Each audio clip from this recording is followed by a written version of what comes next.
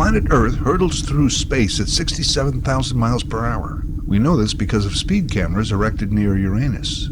Even at that rapid clip, it still takes Earth about 365 days to make one complete lap around the Sun. This is my annual Year in Review. I'm Larry Fedorik, and this is Later That Same Life. On each episode of my weekly podcast, a different topic, discussion, commentary, or story from our lives. And each year at this time, a look back at the year that was. Season 19, Chapter 4. Another trip around the Sun-2025. It is impossible to review the events of 2025 without mentioning Donald Trump. As always, Trump seems to suck up a lot of oxygen, as well as nitrogen, hydrogen, along with several inert gases like argon, helium, radon, and neon. No one sucks as much as he does. So let's just get it over with. Let's see if we can rip this Band-Aid all in one motion, at least for this year. Donald Trump was sworn in for his second term as U.S. President on January 20th, 2025, becoming the first U.S. President in their history to also be a convicted felon. Trump signed 20 executive orders on his first day, over 140 in his first 100 days, and many were in question as to whether they actually needed congressional approval. He appointed a long list of Trump sycophants to his cabinet and other key positions, people like Pete Hegseth, Pam Bondi, Christine Noem, Kash Patel, and Robert F. Kennedy Jr. He appointed his biggest campaign contributor and world's richest man, Elon Musk, as head of DOGE, the Department of Government Efficiency, who randomly began firing thousands of government workers, including closing the U.S. Agency for International Development, USAID, directly resulting in the death of thousands worldwide. Protests and backlash over DOGE cutbacks saw Tesla automobiles being vandalized. By the end of February, the man who said he could end all wars in a day had this Oval Office meeting with Ukrainian President Volodymyr Zelensky. At the very beginning of the war, you're not in a good position. You don't have the cards right now. With us, you start having cards. Right now, you don't. You're playing cards. You're playing cards. You're gambling with the lives of millions of people. You're gambling with World War III. You're gambling with World War III. And what you're doing is very disrespectful to the country, this country. Later in the year, Trump hosted Vladimir Putin on a red carpet in Alaska. He imposed choking trade tariffs on dozens of previously trade-friendly nations. He taunted Canada as becoming the 51st state, threatened to take over Greenland, and insisted the Gulf of Mexico be called the Gulf of America. When the Associated Press refused to comply, he banned their reporters from an Oval Office event. At one point, he suggested the NFL's Washington Commanders return to the name Redskins, and that a new stadium in D.C. be named after him. MAGA followers also objected strongly to the choice of Bad Bunny as Super Bowl halftime entertainment, then vowed to mount their own right-wing mid-game event. Trump did take over as head of the Kennedy Center, and now wants to add his name to that institution. Trump 47 issued a blanket pardon to hundreds of January 6th rioters, and then attempted to indict enemies of his, like former FBI Director James Comey and New York prosecutor Letitia James. He had the FBI raid the home of former Trump cabinet member and now Trump critic John Bolton. He fired the Commissioner of Labor Statistics because he didn't like the negative job numbers, accusing her of manipulating the numbers for political purposes. While Americans complained about the price of eggs, the Donald redecorated the White House in gold. Loves the gold. Throughout the years, people have tried to come up with a gold paint that would look like gold. You've never been able to match gold with gold paint. That's why it's gold. He had the east wing of the White House torn away to build a multi-million-dollar White House ballroom, trimmed in gold, no doubt to be named after him. Trump has given the Immigration and Customs Enforcement agents, ICE, carte blanche to round up anyone they want and deport them to countries they were not even from. He sent the National Guard and even U.S. Marines onto American city streets under the guise of reducing crime. He changed the name of the Department of Defense to the Department of War, and also proposed that English be the only official language of the United States. He also canceled many diversity, equity, and inclusion initiatives, the DEI programs and cut funding to universities like Harvard over their political ideology. He threatened to ban legal firms from federal courts unless they do pro bono work for him. He called Somalis garbage, recommended that the Gaza become the Riviera of the Middle East, and is using the military to bomb Venezuelan drug boats and commandeer their oil tankers, all while continuing his war with Kimmel and Colbert and constantly kicking the Epstein files down the road. Oh, and after the killings of Rob and Michelle Reiner, Trump posted on social media that Rob Reiner had a crippling disease known as Trump derangement syndrome. That's year one of a 4-year term. It's exhausting. Canada got a new prime minister in 2025 after almost a decade of Justin Trudeau. Mark Carney, former governor of the Banks of Canada and England. If you think about it, Mark Carney went from, would you like to join the Liberal Party, to, would you consider leading the Liberal Party, to, okay, you're the prime minister, all in about 90 days. A whirlwind. Carney notably beat out Chrystia Freeland for the leadership, then came just short of a majority in our April 28th election. Although since, the federal Conservatives have seen 2 of their members cross the floor and another resign. Our election saw the gutting of the federal NDP, resulting in the resignation of their leader since 2017, Jagmeet Singh. Conservative leader Pierre Poilievre couldn't even win his seat in his Ottawa riding. He was forced to run again in a contrived by-election. He now represents the Alberta riding of whack job Hicksville. Under Carney, the Canadian battle cry for 2025 became elbows up, naturally a hockey reference to the punishing way that legendary Gordie Howe went into the corners against an opponent. Justin Trudeau is now touring the world on the elbow of Katy Perry. They became an official couple later in the year. Oh, and you've heard of the over-century-old prestigious Rhodes Scholarship? Well, as of summer 2026, Chrystia Freeland will be in charge of that. You know, shopping at the Bay is a tradition that really is older than Canada itself. That's why Canada counts on Bay Day. By mid-2025, Canada's iconic Hudson's Bay Company shuttered all of their remaining retail stores, bringing an end to the Bay as we knew it. Canadian Tire spent $30 million to purchase some of the Bay's intellectual property, like those Bay blanket stripes, slogans like Bay Days, and more. Later in the year, 2 of Canada's richest families, the Thompsons and the Westons, spent $18 million for the original 1670 Royal Charter of the Hudson's Bay Company. That document will eventually be donated to museums across the country. Speaking of gone this year, the Cherry Blossom chocolate treat was discontinued, as was the Jersey Milk, both a staple of Canadian candy counters for well over 100 years. Cherry Blossom. In September and October, all of Canada got Blue Jay fever, as Canada's baseball team made a great run at the championship. It came down to a World Series extra innings Game 7 before losing to the LA Dodgers, who repeated as champs. During the widely viewed series, Doug Ford ran an anti-tariff Government of Ontario TV ad that featured clips of Ronald Reagan decrying tariffs. When someone says, let's impose tariffs on foreign imports, it looks like they're doing the patriotic thing, and sometimes for a short while it works, but only for a short time. In a snit, Trump then canceled all ongoing trade talks with Canada. Early in 2025, Doug Ford had called a snap Ontario election, leveraging his, self-appointed leadership role in battling Trump tariffs. I guess it worked. He won another majority.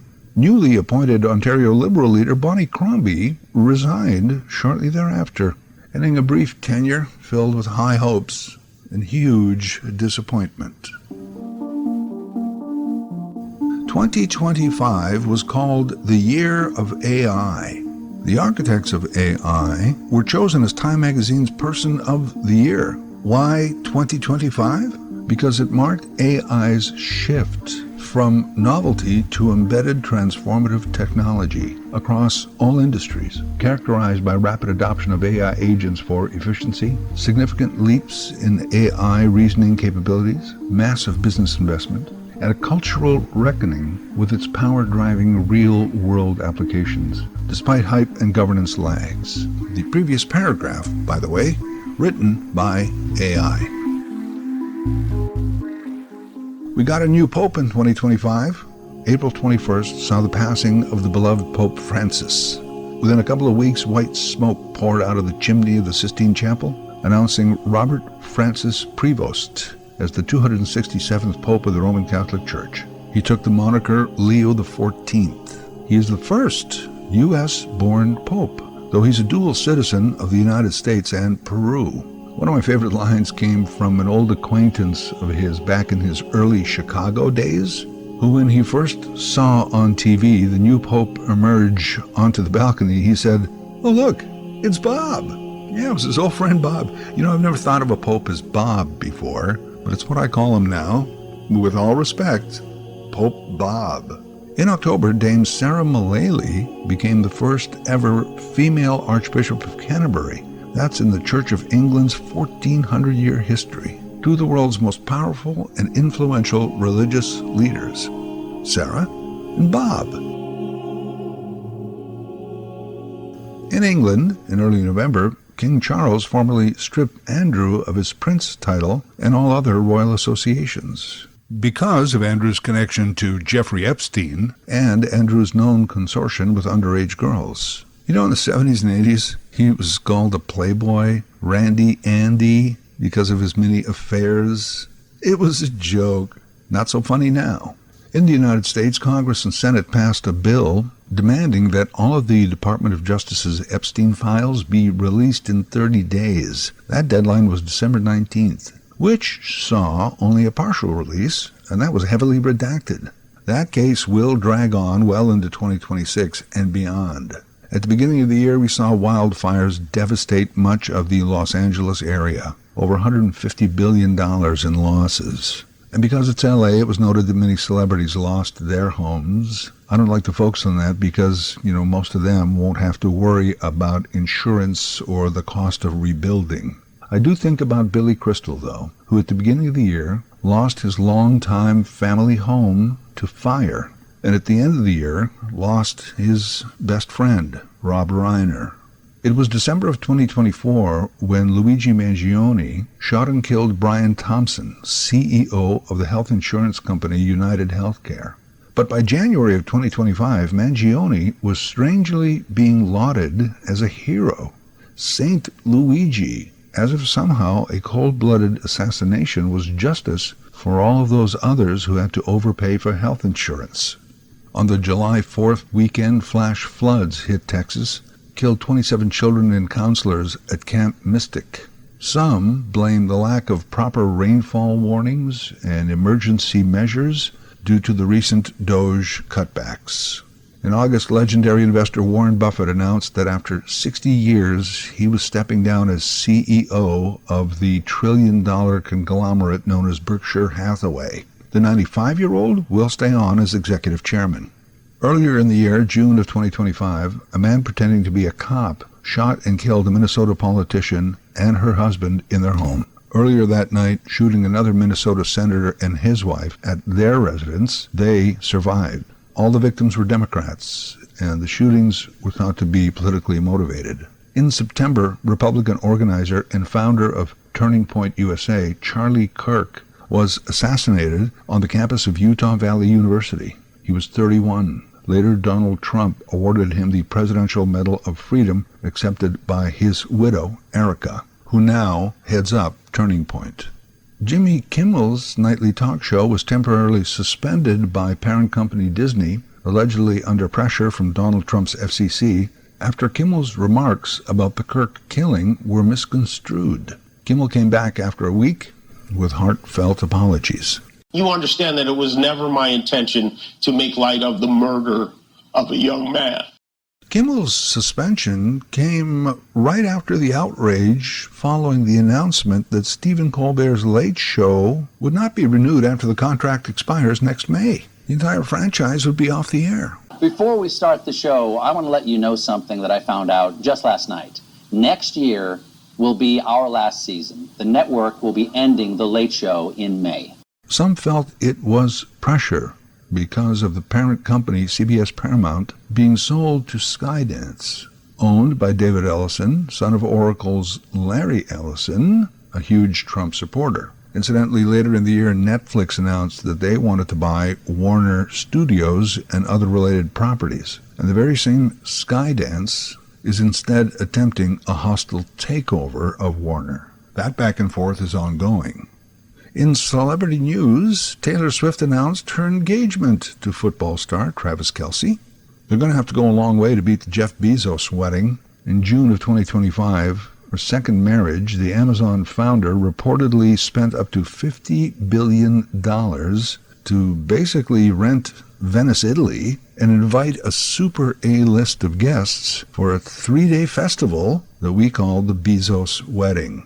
Sean Combs, P. Diddy, was sentenced to 50 months in prison, plus a $500,000 fine for transporting people across state lines for the purposes of prostitution, but not for sex trafficking. His team is appealing that conviction. Apparel company American Eagle took backlash over their ads, saying that Sydney Sweeney had great jeans.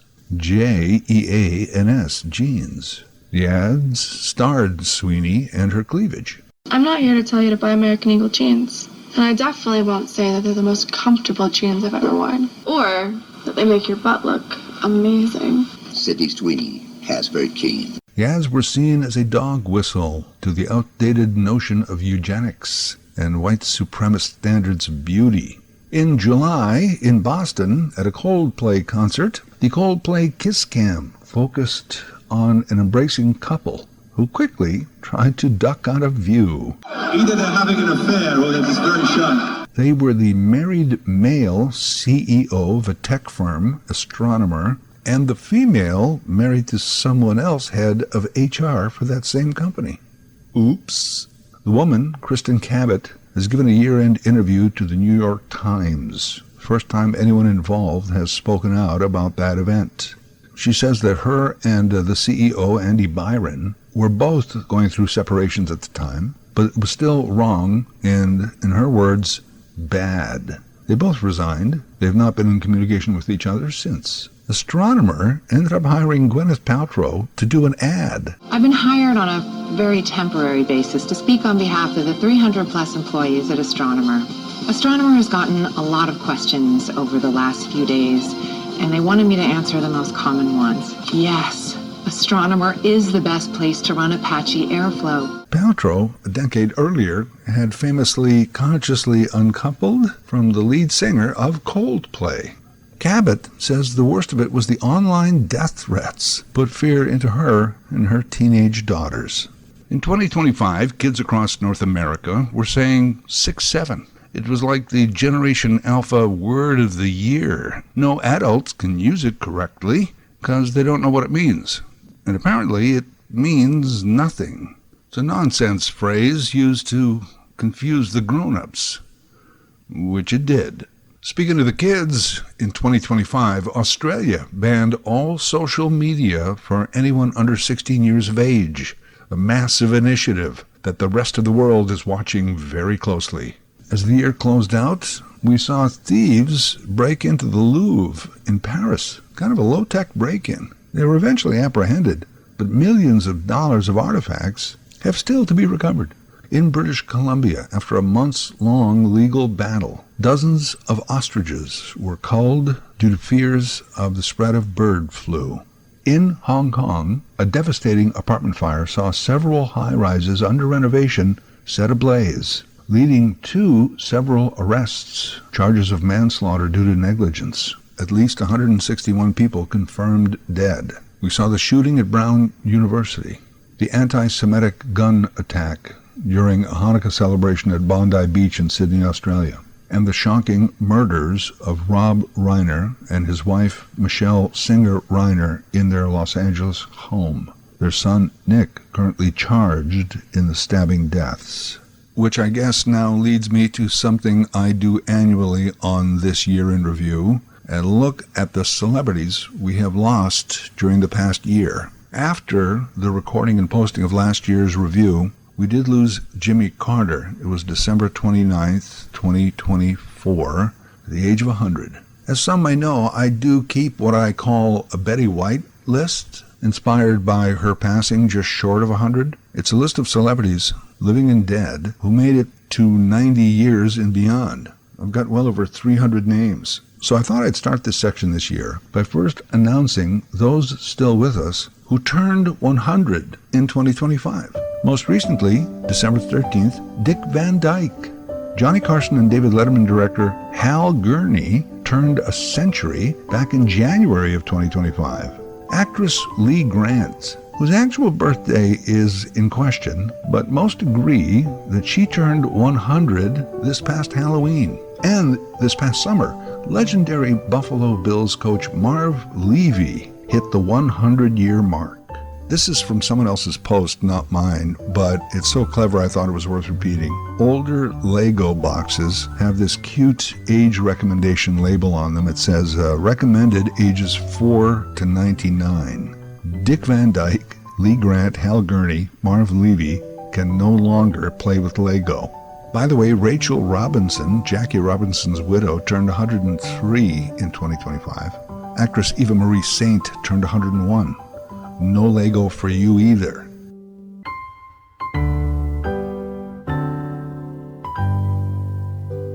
As far as the celebrity obituaries, let's begin with those from my 90-plus list that we lost in 2025. Baseball player and comedic actor Bob Uecker passed in January. He was 90. Same day as actress Joan Plowright, who was 95. In February, Gene Hackman and his wife were found dead in their home. Hackman was 95. We lost actor Bruce Glover at age 92, also Richard Chamberlain and Jean Marsh at age 90. Gone in April, game show host Wink Martindale at 91, actor Will Hutchins at 94. Broadway and theater star Priscilla Pointer was 100. Last summer, we lost journalist Bill Moyer at 91, and NHL star Detroit Red Wings staple Alex Del Vecchio, he was 93. Passing at age 97 were Cleo Lane, Tom Lehrer, and David Ketchum. Ketchum was the unlucky Agent 13 on Get Smart, who often appeared hiding in small spaces like mailboxes or vending machines. Actor and producer Jerry Adler was 96 when he passed. Giorgio Armani was 91. Jane Goodall was 91. June Lockhart made it to 100. Architect Frank Gehry was 96. Pulitzer Prize-winning reporter Peter Arnett was 91. As was Brigitte Bardot. Annette Dion passed Christmas Eve at age 91. She was the last surviving Dion quintuplet. Her sister, Cecile, passed late May of 2025, just after their 91st birthday. I mentioned earlier that after my last year in review was already posted, we lost Jimmy Carter. We also, in that space at the end of 2024, lost sportscaster Greg Gumbel and actresses Olivia Hussey and Linda Lavin. Celebrity obits for 2025 include musicians Sam Moore, Brenton Wood, Peter Yarrow, Wayne Osmond, Garth Hudson of the band, and Marianne Faithfull. That was all in January. Also passing were director David Lynch and the Aga Khan.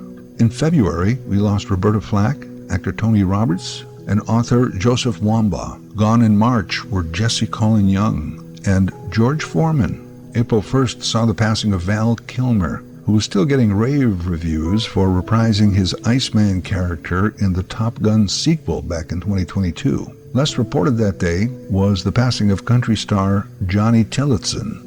Days later, the passing of Dennis the Menace star Jay North. Some weeks after that, as mentioned, Pope Francis. In May, gone were Ruth Buzzy at 88 and Joe Don Baker at 89. After that, we lost George Wendt, Rick Derringer, and Loretta Swit.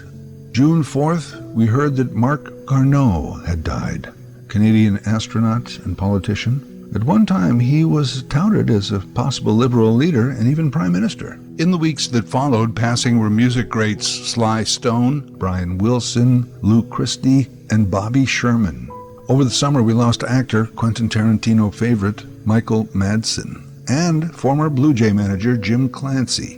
Then it was iconic Toronto reporter Mark Bonakoski, and then the legendary Connie Francis. Shocking news July 20th, the accidental drowning of Malcolm Jamal Warner in waters off the coast of Costa Rica. In the following weeks, news of the deaths of Hulk Hogan, musician Chuck Mangione, Baseball Hall of Famer Ryne Sandberg, and Ozzy Osbourne, who only 2 weeks earlier had reunited with Black Sabbath for a one-off charity concert in his native Birmingham, England. That show raised almost $200 million for Cure Parkinson's. Osbourne went public with his affliction back in 2020. On July 30th, tens of thousands of fans lined the streets of Birmingham for his cortege. Proper sign-off for the hometown hero, the Prince of Darkness. Late summer, we lost country singer Gene Seeley, as well as actors Terrence Stamp and Lonnie Anderson. Danielle Spencer passed in August. Though she did see work as an adult, she is best known for playing the little sister Dee on the classic sitcom What's Happening. In September, we lost Canadian icons Graham Greene and Ken Dryden. Dryden had passed within days of another famous NHL goaltender, Ed Giacomin, and within a week of famous Flyers netminder Bernie Parent. Also passing were musicians Mark Wollman and Rick Davies. Wollman, a founding member of the Turtles, and Davies of Supertramp. Remember the duo Boyce and Hart? They also wrote a lot of songs for people like the Monkees. Bobby Hart left us September 13th. Back-to-back shocking news in mid-September, first losing longtime CTV host and news anchor Beverly Thompson to cancer. Then news of the passing of superstar Robert Redford. We lost Claudia Cardinal, Joan Kennedy, who was the first wife of Senator Ted, baseball great Sandy Alomar Sr., John Lodge of the Moody Blues, Ace Frehley of Kiss, David Ball of Soft Cell, and the music star D'Angelo. We said farewell to classic actresses Diane Keaton and Diane Ladd. Pauline Collins was known mostly for Upstairs, Downstairs. She left us. Sally Kirkland had an over 60-year career appearing on television and movies. She also gone. Passing was Paul Tagliabue, one-time commissioner of the NFL. Jimmy Kimmel lost his band leader and lifelong friend, Cleto Escobedo. He passed after liver transplant issues at age 59. The Kessler twins, Alice and Ellen. They were staples of Euro and American TV in the 50s and 60s, appearing multiple times on The Ed Sullivan Show. They were known for their totally synchronized cabaret-style dancing. They both passed at age 89 November 17th, after lengthy health issues by assisted suicide in the presence of a doctor and a lawyer. Canadian curling champion and CBC broadcaster Colleen Jones lost her battle with cancer at age 65. Reggae star Jimmy Cliff died at age 81. Passing late in 2025 were golfer Fuzzy Zeller, actor Tony Germano, Peter Green, Gil Gerard, Pat Finn, and Anthony Geary. For years, he was known as Luke on General Hospital. We lost guitarist Steve Cropper, Perry Bamonte of The Cure, as well as singers Carl Carlton, Joe Eli, Chris Rea, and Raul Malo of the Mavericks. NASCAR Hall of Famer Greg Biffle and his family were killed in a plane crash. And of course, the tragic murders of Rob Reiner and his wife, Michelle Singer Reiner. We thank all of these people for their contribution to our lives. Rest in peace.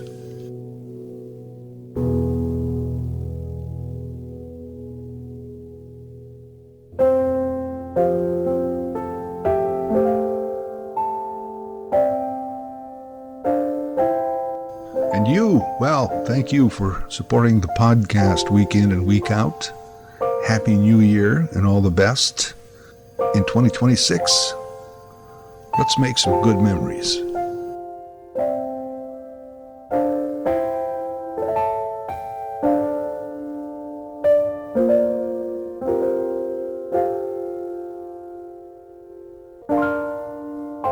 Later That Same Life is written, voiced, and produced by Larry Fedoruk. LarryFedoruk37 @gmail.com. Subscribe to Larry's podcast YouTube channel. Get automatic notifications with each new episode.